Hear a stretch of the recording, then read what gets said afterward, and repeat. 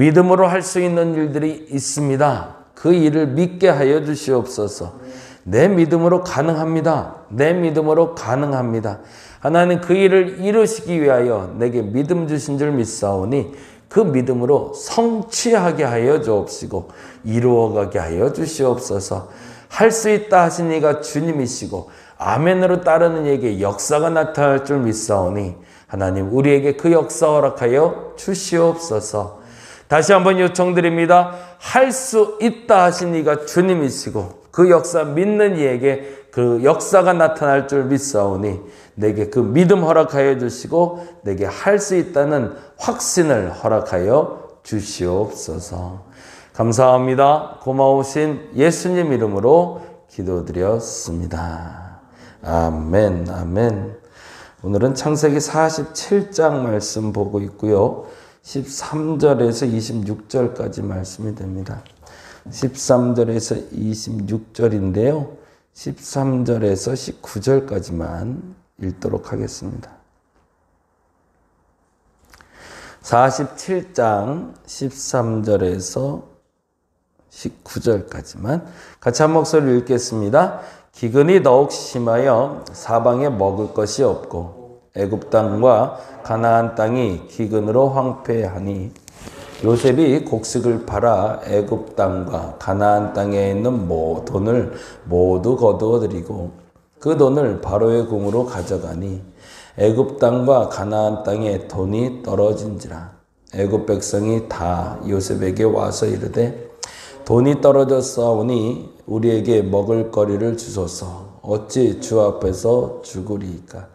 요셉이 이르되 너희가 가축을 내라. 돈이 떨어졌은즉 내가 너희의 가축과 바꾸어 주리라. 그들이 그들의 가축을 요셉에게 끌어오는지라. 요셉이 그 말과 소떼와 나귀를 받고 먹을 것을 주되 곧 그 모든 가축과 바꾸어서 그해 동안에 먹을 것을 그들에게 주니라. 그 해가 다 가고 새해가 되매 무리가 요셉에게 와서 그에게 말하되 우리가 주께 숨기지 아니하나이다. 우리의 돈이 다하였고 우리의 가축대가 주께로 돌아갔사오니 주께 낼 것이 아무것도 남지 아니하고 우리의 몸과 토지뿐이라. 우리가 어찌 우리의 토지와 함께 주의 목전에 죽으리이까. 우리 몸과 우리 토지를 먹을 것을 주고 사소서. 우리가 토지와 함께 바로의 종이 되리니 우리에게 종자를 주시면 우리가 살고 죽지 아니하며 토지도 황폐하게 되지 아니하리이다. 아멘. 그 요셉의 토지법, 요셉의 경제법이라고 이야기되는 부분을 이제 보게 되는데요. 13절 보니까 시작이 이렇게 돼요. 13절에 한번 잠깐 읽어볼게요. 기근이 더욱 심하여 라고 되어 있죠. 한번 망가지기 시작하면 제가 그 얘기를 많이 하게 되는데 요즘에요. 신앙생활이 한번 퇴보되기 시작해서 한 바퀴 돌아와서 원점으로 왔다고 생각하는데 죄송하지만 그렇지가 않더라고요. 한번 뒤로 무너졌다가 다시 올 때는 예전보다 더 나은 상태로 되기는 불가능하고 그 자리로 사실은 다시 돌아오는 게 참 어렵습니다. 건강을 헤쳐보신 분들이 아마 좀 아실 거예요. 건강했다가 건강이 한번 무너졌다가 일어나시는 분들 보면 건강이 다 회복됐다고 얘기하지만 실질적으로는 한 80% 정도 그렇게 회복이 되죠. 육체의 건강도 마찬가지지만 신앙의 건강도 사실은 마찬가지입니다. 그래서 자꾸 뒤로 가지 말고 앞으로 갈 수 있도록 더 노력을 해야 되고 조금 더 긴장을 해야 되는데 우리는 그걸 너무 쉽게 생각하는 것 같아요. 얼마나 귀하게 얼마나 열심을 내서 만들어낸 신앙의 정점인데 그 정점에서 잠깐만 쉬지 뭐 아니면 아유 요번만 뭐 아니면은 뭔가 좀 큰 잘못이 있어서 조금만 있다 돌아가지 뭐 라고 생각하면 그때 돌아왔을 땐 그때는 원점이 아니라 보다 낮은 자리로 시작이라는 거죠.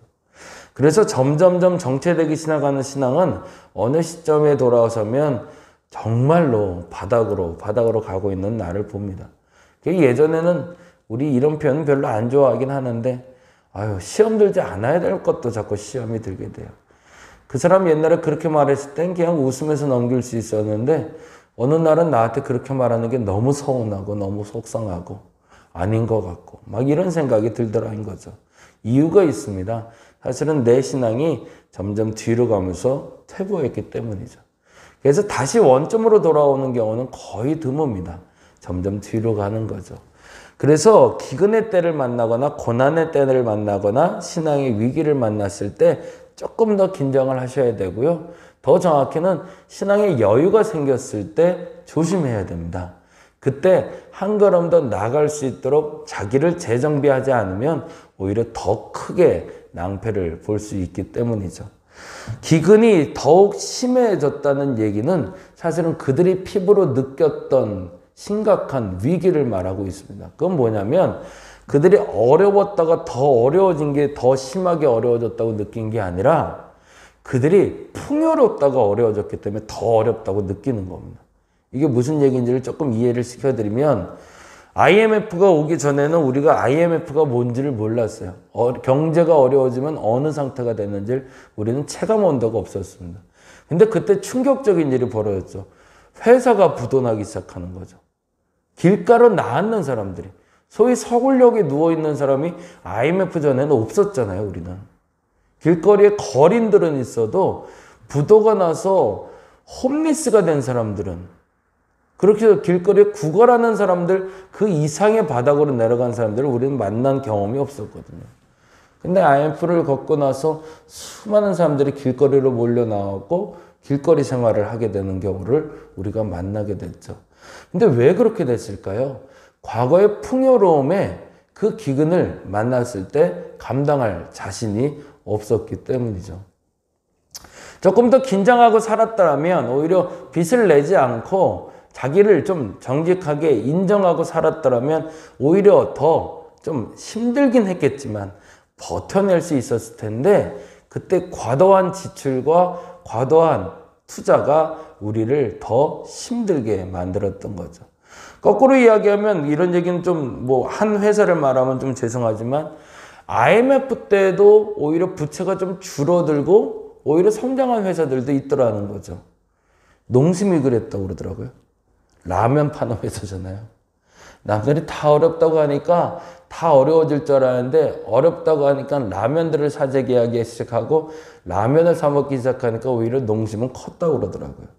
근데 만일에 그때 농심이라는 회사도 다른 데 재투자를 하고 다른 사업을 벌리고 있었으면 100% 동일한 결과를 맞이했었겠죠. 대부분의 그때 무너졌던 회사들을 보면 본인들의 주력 사업이 아닌 다른 사업에 투자를 했다가 망한 사람들이 많고요. 자기들이 누리던 것들을 지속해서 누리다가 망한 사람들이 많아요. 그때는 뭐 해야 되는 거죠? 허리띠를 졸라맸어야 되는 거죠. 그리고 아닌 건 알고 구조조정처럼 정말 살을 잘라내는 아픔을 견뎌냈던 회사들은 살아남았지만 그걸 아까워서 품고 있던 회사들은 다 무너진 것처럼 오늘 본문에도 역시 동일한 얘기를 반복하고 있습니다. 그래서 이 찾아온 기근이 더욱 심해졌다는 건 어려웠던 사람이 더 어려워졌다는 얘기가 아니란 얘기를 하고 싶은 거예요, 제가. 지금 이 기근에 애굽의 요셉에게 찾아와 종이 된 사람들은 어려웠던 사람들이 찾아와서 어려운 사람들이 됐다는 얘기가 아니라 당시에 풍요를 누리던 사람들이 어려워지기 시작했다는 거예요. 그래서 이렇게 표현이 되고 있죠. 13절 다시 한번 읽어볼게요. 기근이 더욱 심하여 사방에 먹을 것이 없어 애굽 땅과 가나안 땅의 기근으로 황폐하니 14절이요. 요셉이 곡식을 팔아 애굽 땅과 가나안 땅에 있는 돈을 모두 거두어 들이고 그 돈을 바로의 금으로 가져갔다라고 돼 있어요. 나름대로 무슨 일을 한 거죠? 구제 사업을 한 거죠. 끊임없이 요셉이 누구를 도운 걸까요? 정말 어려운 사람들, 돈을 주고도 못 사는 사람들을 위한 구제 사업. 이건 이번에 우리 재난 때 나눠줬던 돈이 뭐예요? 재난 보조라고 그러나요? 하여튼 뭐 그걸 나눠준 것처럼 요셉이 가난한 사람들을 먹이기 시작했던 겁니다. 근데 재미난 일이 벌어졌죠. 15절입니다.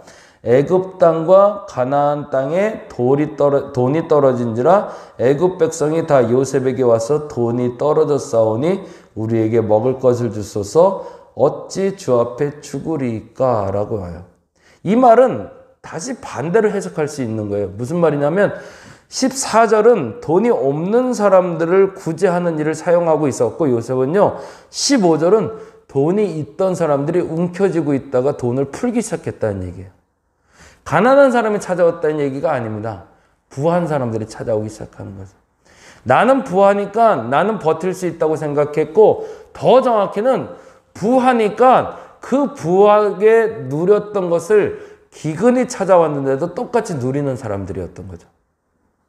자동차가 한 3대, 4대가 되니까 이제는 나라가 어렵고 경제가 어려워서 좀 줄여야겠다 생각해서 차를 2대로 줄여야 되는데 그게 필요에 의해서가 아니라 누림이 아까워서 못 팔고 있다가 결국에는 부도나는 사람들처럼 돈이 있는데 그 돈 아까워서 먹을 거 안 사 먹었다가 먹을 것이 똑 떨어지니까 이거 안 되겠다, 이 돈 갖다 풀어야겠다 생각하고 돈 들고 찾아온 사람이라는 얘기입니다.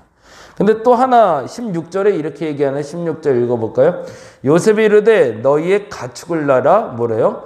돈이 떨어졌은즉 내가 너희 가축과 바꾸어 주리라 라고 되어 있어요.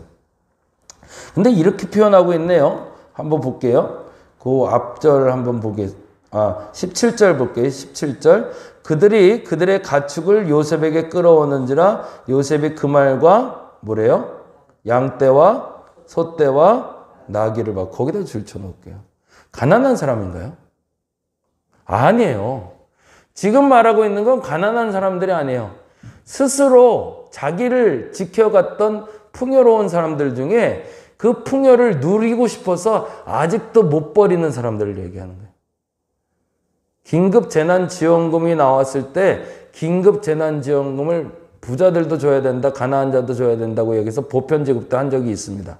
근데 중요한 것은 보편지급이 되면서 해야 될 일이 있었어요. 부자들이 너무 힘들었겠지만 풀어야 될 돈들이 있었어요. 나눠야 될 돈들이 있었던 거죠. 요셉에게 있어서 그 상황을 만나고 있었을 때 나라 돈만 풀 수 있는 상황이 아니었던 겁니다. 어느 시점에 부자들이 조금 더 희생을 좀 해줬어야 됐어요. 근데 그 중에서 나쁜 부자들이 좀 있었던 거예요. 탈세를 하거나 자기 거는 움켜쥐고 살았던 사람들. 근데 그들이 어려워지기 시작한 거죠. 그러니까 그들의 돈을 갖고 오다가 그 돈으로 뭘 했던 거죠? 그 돈으로 사람이 먹고 살기도 어려운 판에 뭘 먹였던 거예요? 자기의 말과 소와 양을 먹이고 있었던 거죠, 이 사람들은. 이렇게 한번 다시 보자는 거예요. 그러니까 남들은 다 어렵다고 힘들다고 하면서 곡식을 가져가면 근근히 자신의 자녀들 먹이기도 바빠 죽겠는데 부자들은 자기들 먹는 것뿐만 아니라 자기들의 양떼와 소떼와 말떼를 먹이는데 곡식을 쓰려고 돈 주고 곡식을 사왔던 겁니다. 그러니까 이게 요셉에게는 좀 화날 일인 거죠. 지금 이러할 때는 너희들이 양떼와 소떼를 먹일 때가 아니라 지금은 곡식을 풀어서 다 같이 이 기근을 이겨낸 후에는 할 수 있어도 지금은 그러면 안 되지 않냐? 라고 얘기하고 있는 거예요.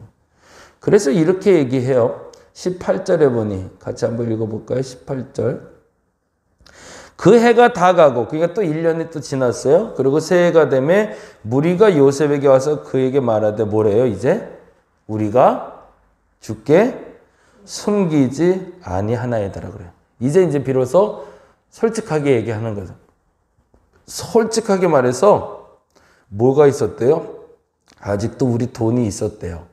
근데 이제는 진짜 끝났고요. 그리고 우리 가축대가 이제는 다 끝났대요. 가축도 다 갖고 왔다는 얘기죠. 그래서 낼 것이 아무것도 없고 우리의 몸과 토지뿐이라 라고 얘기하면 19절에 아주 재미난 얘기를 합니다.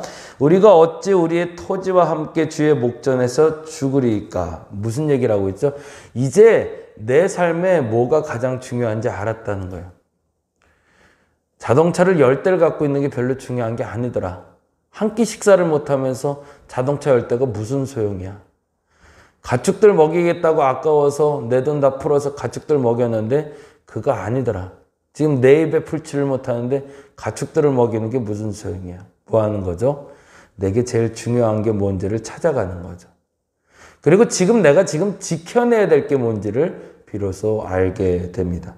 그리고 이렇게 표현하고 있죠. 우리가 토지와 함께 바로의 종이 되리니 그 다음에 뭐라고 되어 있어요? 여기에는 주목을 해야 되니까 바로의 종이 됐다는 것에 주목하지 마시고 다음에 주목하셔야 돼요. 뭐라고 되어 있어요? 우리에게 종자를 주시면이죠. 그건 뭐 한 거예요? 매년 종자도 안 남기고 다 먹었던 거죠. 항상 뭔가를 나눠주면 그 나눠줄 때 필요한 건 남기고 써야 될 것을 써야 되는데 필요한 거를 남기는 습관이 7년의 풍년 동안 이들에게는 존재하지 않았던 거죠.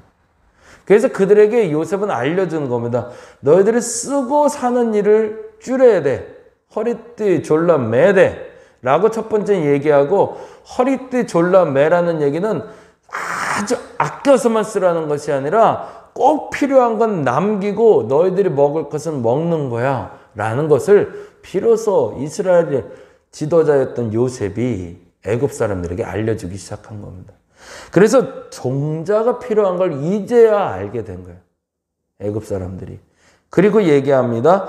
우리에게 종자를 주시면 우리가 살고 죽지 아니하며 토지도 황폐하게 되지 아니하리다. 아무리 흉년 때라도 최소한의 곡식은 거둘 수 있었으니까. 그래서 그 곡식을 거둘 수 있도록 종자의 필요성을 드디어 깨닫고 다른 것을 비우고 정말 소중한 종자를 얻어가는 장면이 오늘 장면이 됩니다. 그리고 나서 이렇게 얘기하죠. 24절 읽고 마무리할게요. 같이 읽어보겠습니다. 24절. 추수의 5분의 1을 바로에게 상납하고 이게 이제 세금이 되는 거죠. 그리고 어떻게 돼 있죠? 5분의 4는 너희가 가져서 토지에 뭐로 해요? 예, 종자로도 삼으래 이젠. 무조건 다 먹는 거 아니야. 이제부터. 5분의 1은 갖다 내는데 대신 5분의 4를 다 줄게 다시. 이게 엄청난 파격인 거죠. 종으로 삼아달라고 그랬잖아요. 그래서 우리는 다 바로의 종이 됐다고 생각하는데 종이 된 게 아니었던 거죠. 몸을 갖다 바치게 만들었던 것이 아니라 그들에게 개인 소유권, 사유재산권도 인정을 해줬던 겁니다. 심지어 어디까지? 5분의 4까지. 그래서 5분의 4를 가지고 너희의 생존을 위해서 지금부터 준비하라는 겁니다. 그리고 두 가지를 얘기하면 첫째는 종자를 삼아야 된다. 그리고 두 번째는 양식으로도 삼아야 된다고 얘기하고 있는 거죠. 그게 요셉이 이 애굽 백성들에게 알려줬던 경제 논리였던 겁니다. 무엇을 남겨야 되고 무엇을 써야 되는지를 배우는 시기가 흉년했다라는 거죠. 오늘은 그렇게 기도했으면 좋겠습니다. 생활이 어렵다만 자꾸 말하지 말고 힘들다만 말하지 말고 한번 되돌아보자는 거죠. 도대체 꼭 남겨야 되는 것, 꼭 가지고 있어야 될 걸 난 가지고 있었던 걸까? 무엇을 지키기 위해서, 무엇을 하기 위해서 돈을 써왔던 것인가? 그 질문을 던지면서 꼭 남겨야 될 것과 꼭 써야 될 것을 구별하는 지혜를 달라고. 그래서 흉년 때에도 풍년을 살아갈 수 있는 내가 되게 해달라고. 그렇게 기도할 수 있는 저와 여러분 되시기를 바랍니다. 기도하겠습니다. 요셉은 알고 있었습니다. 흉년이 올 것을. 근데 더 알고 있었던 것이 있습니다. 흉년이 와도 흉년에 풍년을 살 수 있는 사람들을 알고 있었습니다. 그들은 종자는 먹으면 안 된다는 걸 아는 사람들이었고, 그리고 양식으로 삼아야 될 것이 무엇인지 구별하는 사람들이었습니다.